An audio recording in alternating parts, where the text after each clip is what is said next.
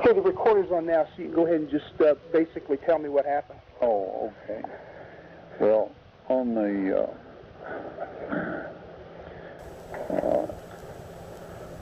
excavation there, it had, you know, for the Ark of the Covenant,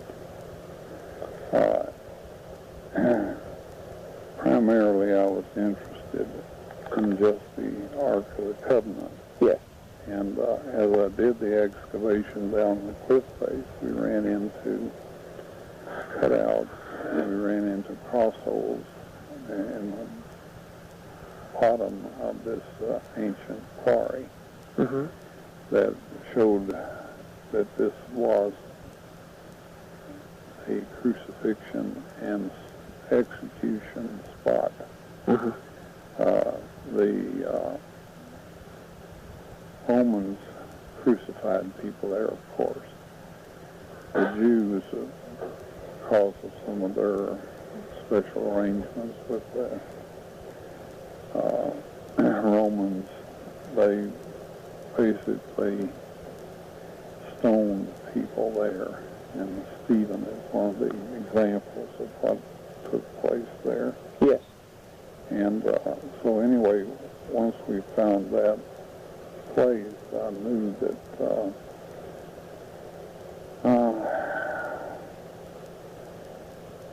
well, basically that I needed to get inside that escarpment, because there was several indications that it was just a system of tunnels and chambers, and that I needed to basically just go chamber by chamber, tunnel by tunnel, and whatever, and systematically go through there to see, you know, until I found the Ark of the Covenant, or until I didn't find it, one or the other. And so, anyway, we found it on January 6, 1982, at approximately 2 o'clock in the afternoon. Okay. And so, when I found it, it was in a situation that, well, I had not anticipated or expected. That was, it was in a chamber that was totally filled with what appeared to be debris. Right. And what turned out to be basically incoming chapter quest.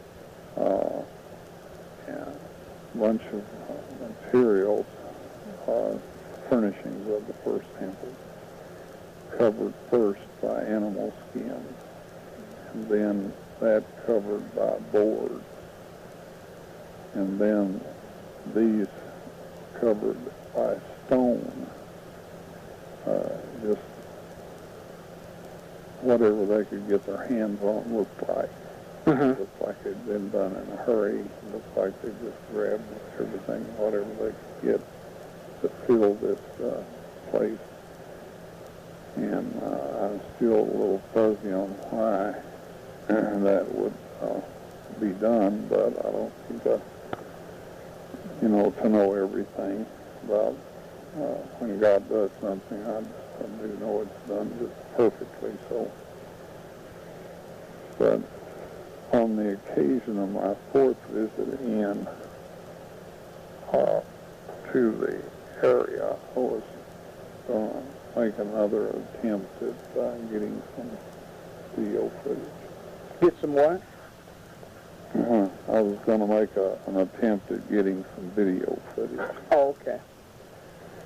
And to that time, I had not had any success with any kind of reproduction. That attempt that I made, that included Polaroid cameras, 35mm cameras, and a VHS camera video system. So anyway, I went into the chamber, and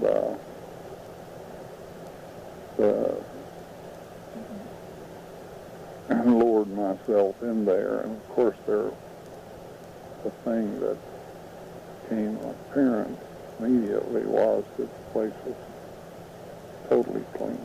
Mm-hmm. Somebody had done what I had decided that I was going to have to do, and that was to clean all the debris and everything out. Mm-hmm. Now, I guess I should say a couple of words here. The Ark of the Covenant was not covered in all this debris like everything else was. It was in a separate container. Mm-hmm. A thin wall of stone box. And this extended from the floor, which I didn't know at the time, the dimensions or whatever.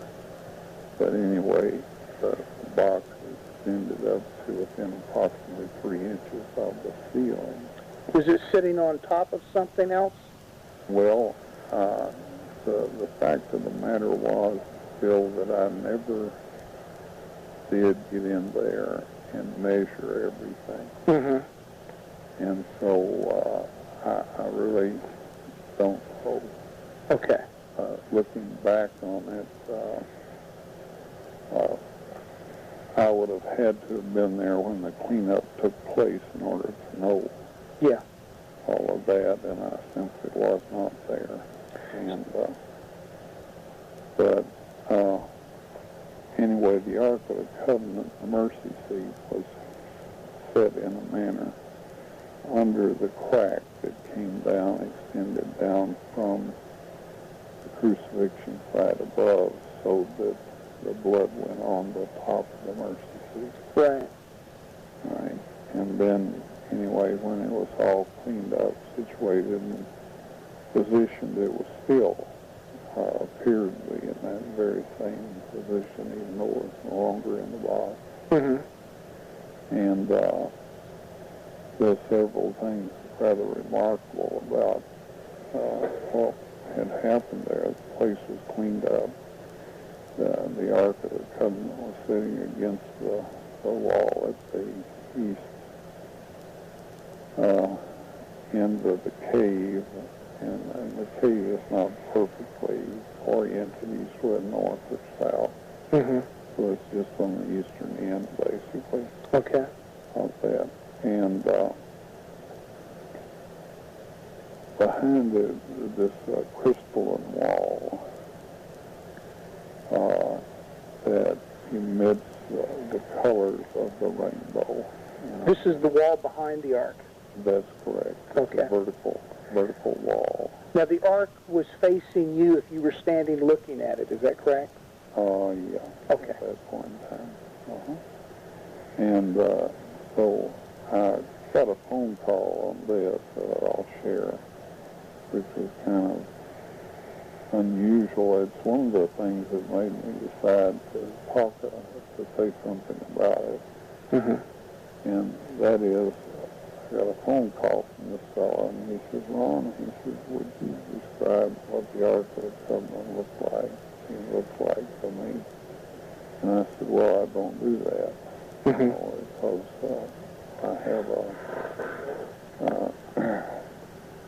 I just haven't done that.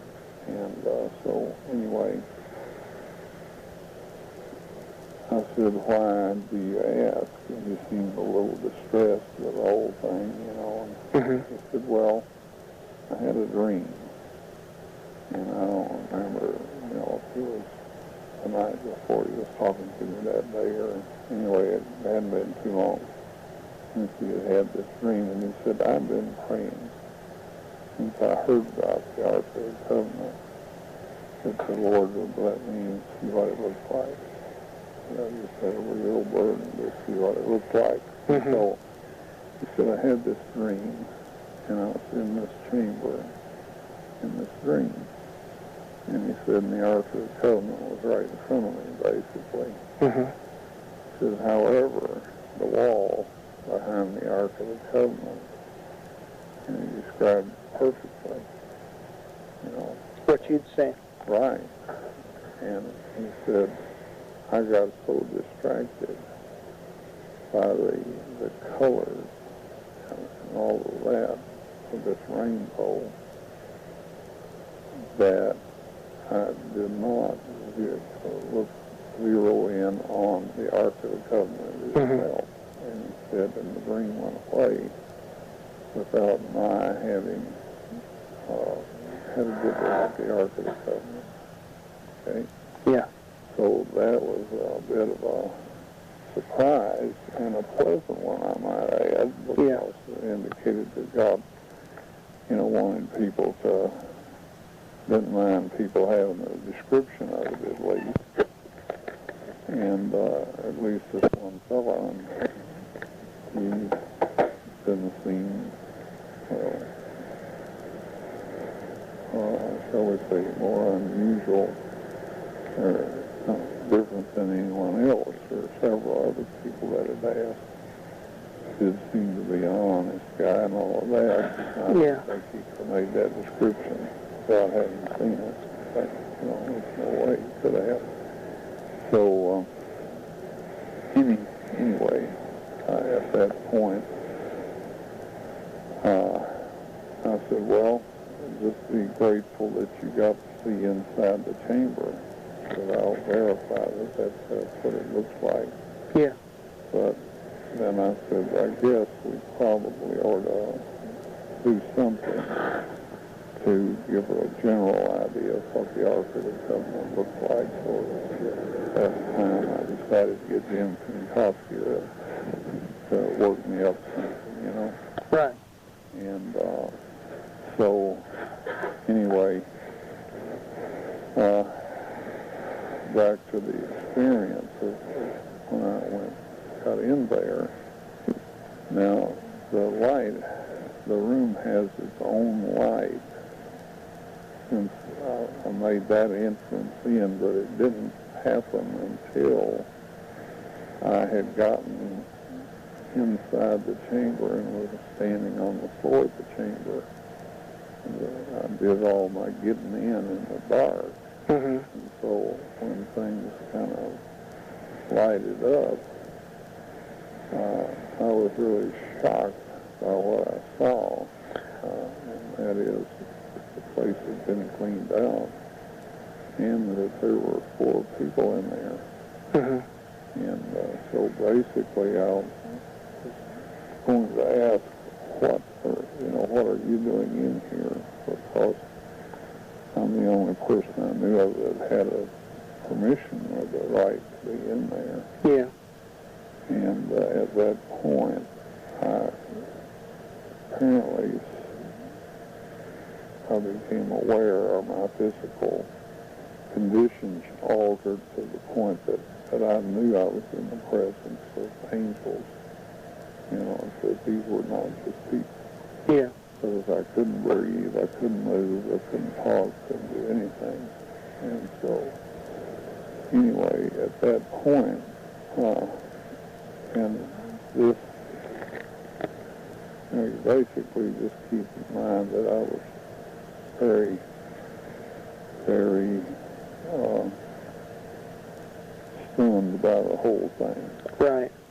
So the one angel talked to me and briefly said that they had been watching over the Ark of the Covenant ever since Moses had put the tablestone in there. And that God wanted everyone to see this. Yeah. At a particular time. And so anyway, he told me to set up my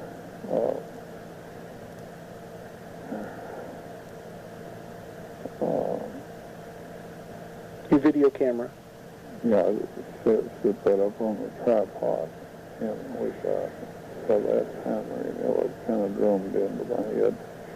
So, you usually got a better picture for these tripods. So anyway, I set this all up and aimed it at the Ark of the Covenant at that point. And I turned it on and went on. And the angels, one took a corner of each of the ark of the mercy seat, Yeah.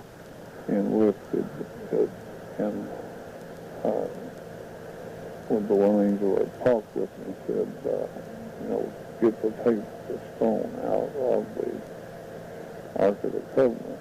So I went over and leaned down and cut them out. Ron? Yes. Could you speak up just a little bit? I'm having trouble hearing you. Oh, okay, I'm sorry. Yeah, and I leaned in and picked up the tables of stone and backed away. Mm-hmm. They lowered the mercy seat back into position. Okay.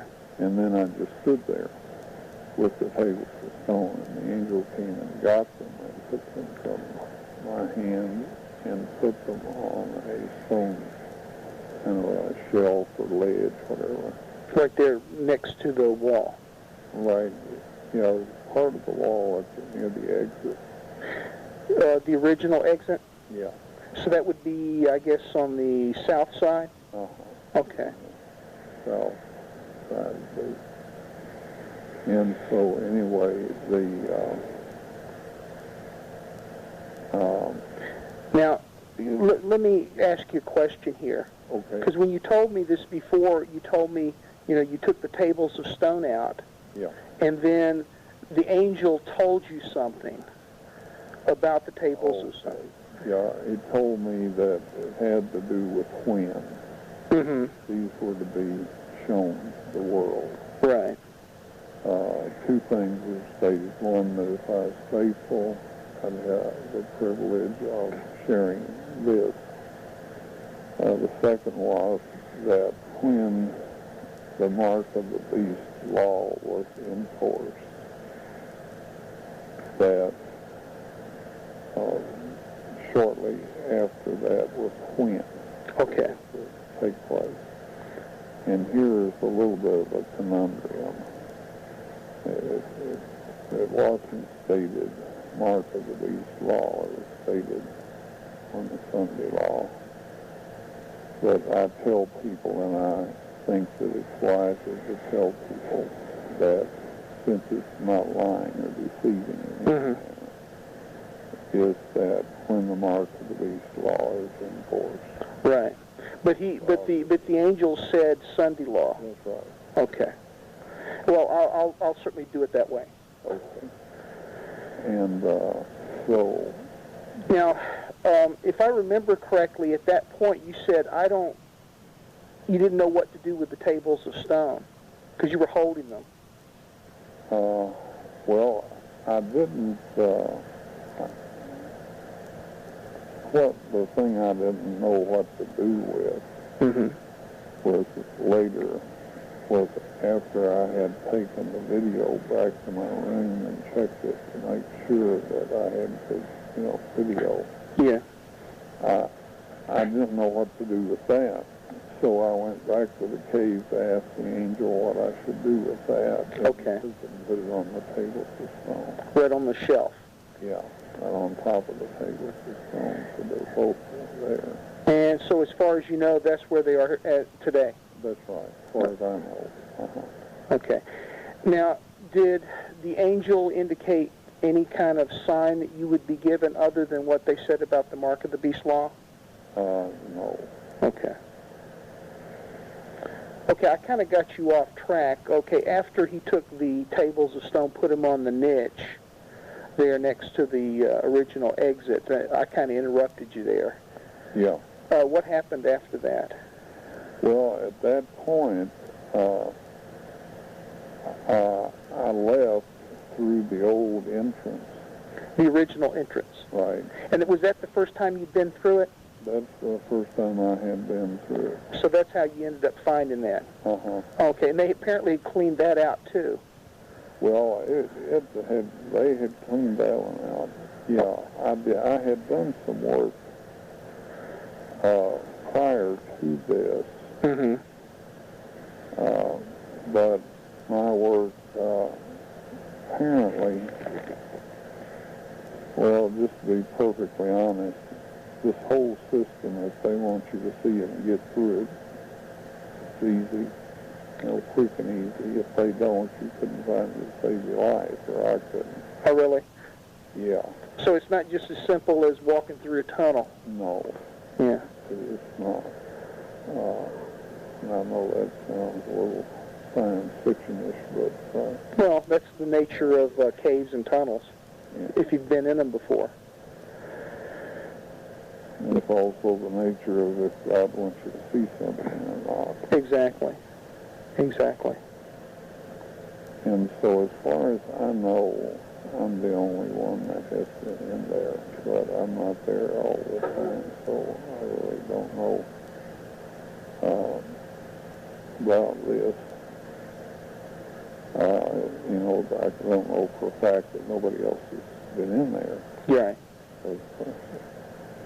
Now, there's several people that have lost their lives directly or indirectly in attempts to either move or prevent the continuation of the work on the Ark of the Covenant. Right. All right. Now, I do not want to get into details on that. Okay. For the simple reason that, and I think you probably know this, that the bishop of the Anglican Church, who is basically the head of the garden team, died within a month and telling me that I couldn't excavate out there anymore. That was shortly after Reverend Wyatt retired. Yeah. Yeah. And so anyway, there's a whole bunch of people that, you know, I didn't say that. I never said that he caused that to anybody. I didn't verbalize it. It's just a matter of fact. Verbalized that Yeah. there had been people that had died, and they put two and two together because, you know, working there, they got the order for me not to be able to do anything anymore. When they got that rescinded after the fellow died. Right. So, of course, they put all that together. Yeah. I don't know that it's really be necessary to address that aspect of it, because nobody right now is asking about that. Okay. Well, the only other thing, I beg your pardon? Maybe we ought to just skip that. Yeah. The only other thing that would relate to the, you know, anything happening in the chamber and that type of thing is back when those 6 people got killed trying to get in there to the Ark and move it. Yeah, and this is why I say I had rather not. Okay. Because I know you told me that story, but Yeah. okay, well that's fine if you don't want to go into that. Well, the situation is that we're, you know, as we get on the web page with a bunch of stuff, at some point, some of the people that are, you know, keeping an eye on me, and they may not like the direction I'm taking or something. Mm-hmm. So I figured that I would just lump it into a statement that there had been those who had lost their life directly or indirectly. Okay. And just let it go at that. Okay. Can I just ask you one thing on a personal note, and this won't be any part of what we're talking about doing here. Who was it that initiated those men going in there trying to move that thing? Do you know? I didn't ask. Okay. The idea was that it's in occupied territory. They wanted to get it in unoccupied territory. Mm-hmm. And ordinarily I'm all for that. Yeah. I sure don't want Yasser Arafat ending up with it. Right. But I know he isn't going to. Right. So, it's not really an issue. right. Yeah. So, but that was what I was given to be the reason. Okay. But as to who made the decision, man, I didn't ask. Right. Are the golden poles still either on or around the Ark? Well, they are not in their slots anymore. But they're in the chamber. Yeah, they're in the chamber. Okay. The impression I got, or I may have gotten this, well,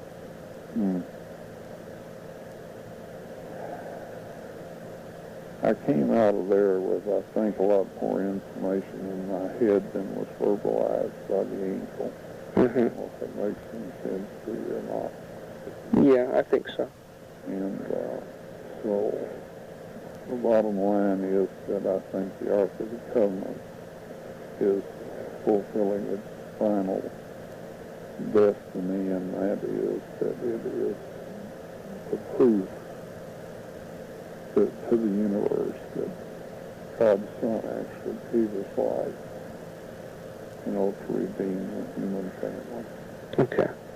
And that where it's going to stay throughout eternity. Okay. Anything else you want to add? I think that's about it, Bill. Okay. All right. Ron, I appreciate it. Well, I appreciate you looking after these things because, I get on, have to have this pain medicine and it rogs me a bit. And it's nice to have somebody that I can trust to kind of help me get these things up and on there so it won't be misstated or whatever. Well, we'll do everything we can. Listen, I'm probably not going to get a chance to work on this until after I get back from the meeting in New Orleans. Oh, okay. Because I'm leaving tomorrow afternoon, and I've still got some things to do around here relative to, getting ready for Sabbath and for the trip. So I probably won't get to work on it until early next week. Okay. But I'll be back in touch with you and email you a copy before we post anything. Okay, that'll be great. Okay, if you would, and I already talked to Mary Nell about this, please pray for me in this meeting because I really think the Lord's presenting an opportunity here. There's going to be a large number of people there. Okay. All right, we sure will. Okay.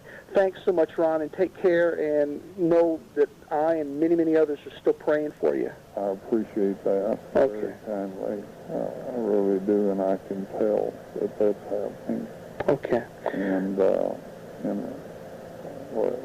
just want you to know I appreciate you, Bill. Thank you, Ron, and we appreciate and love you.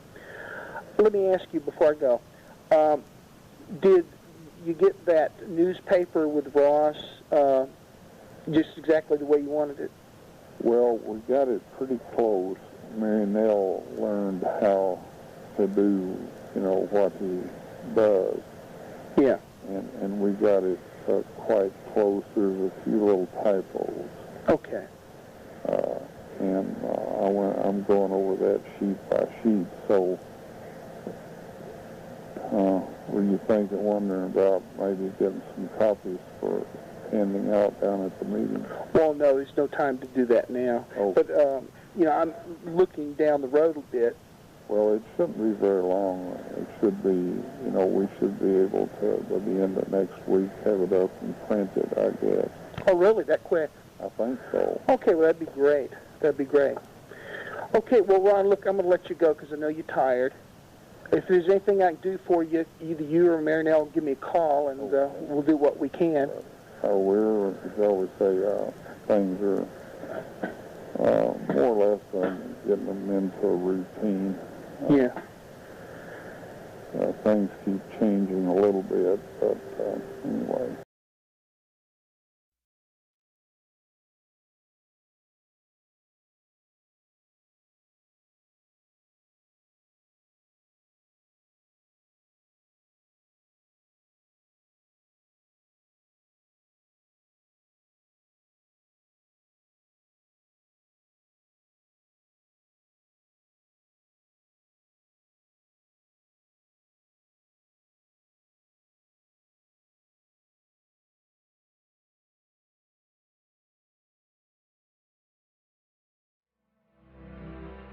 Natočeno 11. října 2004.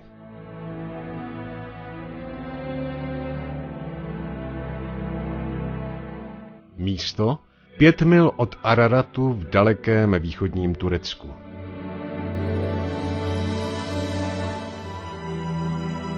Díky doktoru Kaneovi a, jak jsem již dříve řekl, narůstajícímu důkaznímu materiálu máme vážné pochyby, že ta horská plošina existovala již v době potopy. Proto není racionální dívat se sem, pokud neexistují důkazy naznačující, že tohle je to správné místo. Nejsem si vědom žádných důkazů, které by to podpořily. Kdyby existovaly, přál bych si, aby někdo nějaké přinesl, ale o ničem nevím. Nyní máme rostoucí seznam důkazů od skupin, které jsou na naší straně, ale to je jejich záměr. Je to o vzniku, je to přesně 300 metrů dlouhé a odpočívá to na horské plošině, což opravdu zapadá do biblického popisu zbytků Noémovy archy.